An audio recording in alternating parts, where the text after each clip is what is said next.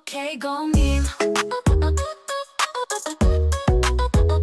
교통사고 현장에 경찰이 딱 도착하면 이제 좀 공정하게 처리되겠지 뭐 이렇게 생각하기 쉽잖아요. 경찰 왔으니 됐다 뭐 이러면서 안심하실 수도 있고요. 근데 오늘 저희가 살펴볼 자료들은 좀 다른 이야기를 하는 것 같아요. 오히려 경찰이 도착한 그 시점부터 당신에게 좀 불리한 상황이 시작될 수도 있다? 이런 내용입니다. 네, 맞아요. 이게 많은 운전자분들이 실제로 겪으시는데 잘 모르는 그런 함정 같은 거죠. 오늘 저희가 같이 볼 자료들은 바로 교통사고 현장 조사 과정에서 운전자가 왜 불리해질 수 있는지, 그리고 이제 그런 상황에서 자기 권리를 좀 지키려면 어떻게 해야 하는지 여기에 초점을 맞추고 있습니다. 네. 그래서 이번 분석 목표는 이 자료들을 통해서 경찰 현장 조사의 어떤 진짜 의미, 이걸 좀 파악하고 또 당황스러운 사고 현장에서 당신이 스스로를 보호할 수 있는 그런 구체적인 방법을 알아보는 겁니다. 자, 그럼 바로 한번 파헤쳐 볼까요? 우선 경찰 역할부터 좀 명확히 해야 할 것 같아요. 자료들이 공통적으로 경찰이 우리가 흔히 생각하는 그 과실 비율 있잖아요. 그걸 정하는 사람이 아니라고 강조하던데요. 네, 그 지점이 정말 중요합니다.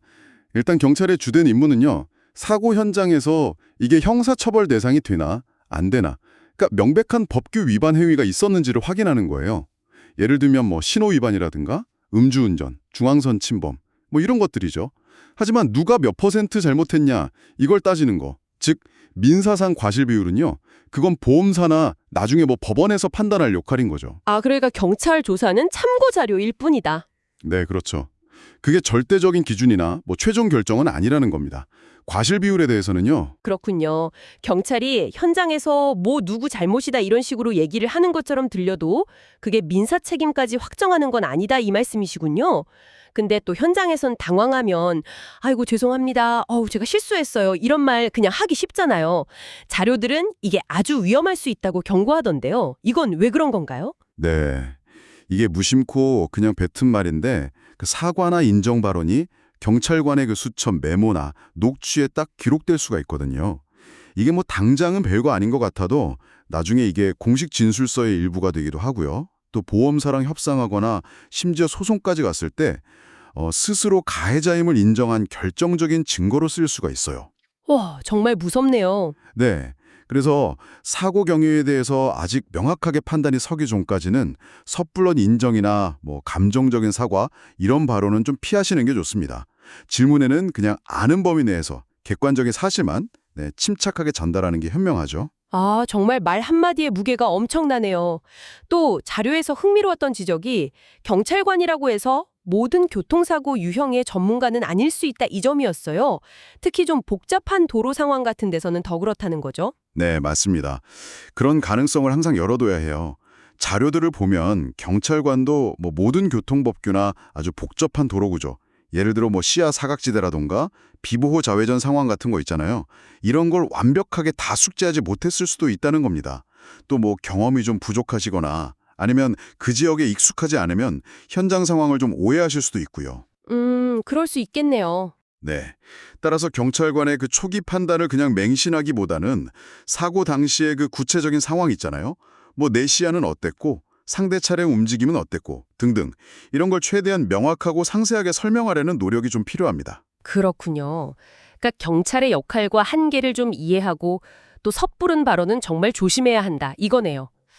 그럼 이제 운전자가 현장에서 자기 권리를 지키려면 구체적으로 뭘 해야 하는지 자료들이 제시하는 행동 요령들 이것 좀 정리해 볼까요? 네, 몇 가지 핵심 사항들만 좀 기억해 두시면 좋을 것 같아요. 첫째는 정말 거듭 강조하지만 섣부른 사고나 잘못 인정 발언 이거 절대 금물입니다. 네, 절대 금지. 둘째, 경찰 질문에는 아는 범위 내에서만 객관적 사실만 답변하시고 모르는 건 모른다고 딱 잘라 말하는 게 나아요. 추측은 위험합니다. 네, 추측 금물. 셋째, 그 조사하시는 경찰관분 이름하고 소속 이거 꼭 확인하시고요. 가능하다면 작성된 그 현장 약도나 진술 내용 같은 걸 확인하고 사본을 좀 요청하시는 게 좋습니다. 이게 나중에 교통사고 사실 확인원 같은 공식 서류의 기초가 되거든요. 확인하고 기록으로 남겨둬라. 그렇죠. 그리고 넷째, 내가 진술한 내용은 내가 스스로 좀 메모하거나 녹음을 해두는 게 좋아요.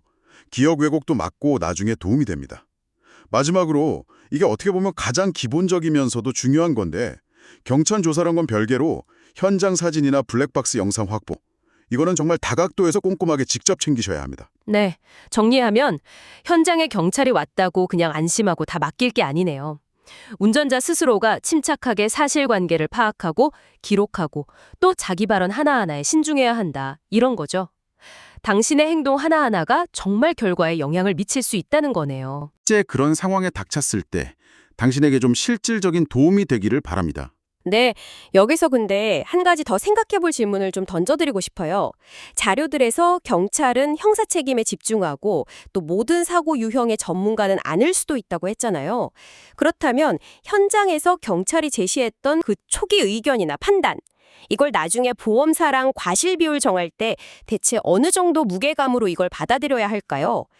경찰 의견이니까 무시할 수도 없고 그렇다고 전적으로 따르자니 오늘 분석한 내용들이 좀 마음에 걸릴 수도 있을 텐데요.